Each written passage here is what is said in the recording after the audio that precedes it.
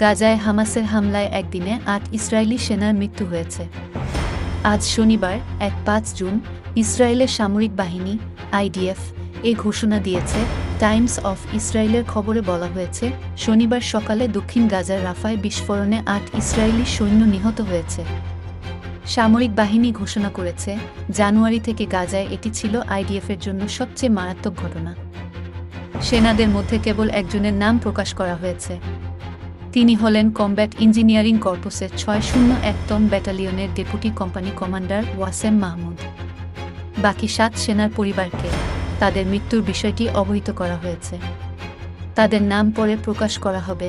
IDF-এর একটি প্রাথমিক তদন্ত অনুসারে সৈন্যদের সবাই নামারের armoured combat engineering vehicle CV এর ভেতরে নিহত হয়েছিল। রাফার তাল সুলতান শহরের আশেপাশে উত্তর পশ্চিমাঞ্চলীয় এলাকায় হামাসের বিরুদ্ধে রাতারাতি অভিযানের পর শনিবার ভোর ৫টার দিকে সৈন্যরা একটি কনভয় নিয়ে গাড়ি চালাচ্ছিল।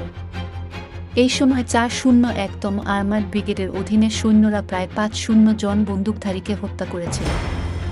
রাতারাতি অভিযানের পর সৈন্যদের বিশ্রামের জন্য কনভয়টি সেনাবাহিনীর ভবনের দিকে যাচ্ছিল। নেমার CV ছিল কনভয়ের ৫ম বা ৬ষ্ঠ যান। এক পর্যায়ে এতে একটি বড় বিস্ফোরণ ঘটানো হয়।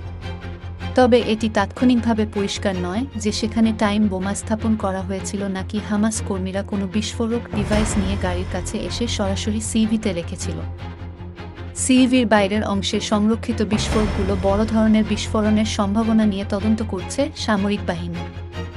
সাধারণত CV-র বাইরের অংশে সঞ্চিত মাইন এবং অন্যান্য বিস্ফোরক বিস্ফোরিত হলে ভেতরে সৈন্যদের আঘাতের কারণ হতে পারে না। তবে এ সময় কোনো বন্দুক যুদ্ধ হয়নি। অবশ্য বিস্ফোরণের সময় গাড়িটি থেমেছিল না। তদন্তে পাওয়া গেছে, তাদের মৃত্যুর মধ্য দিয়ে হামাসের বিরুদ্ধে স্থল অভিযানে এবং গাজা সীমান্তে অভিযানে নিহত IDF সেনার সংখ্যা ৩০৭ জনে পৌঁছেছে।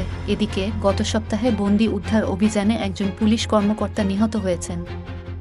এছাড়া প্রতিরক্ষা মন্ত্রণালয়ের একজন বেসামরিক ঠিকাদারও নিহত হয়েছেন। গাজায় সবচেয়ে মারাত্মক ঘটনা ঘটে জানুয়ারিতে। ওই সময় হামাসের RPG ফায়ারের পরে একটি বিস্ফোরণে ২ সৈন্য নিহত হয়। সূত্র টাইমস অফ ইসরায়েল।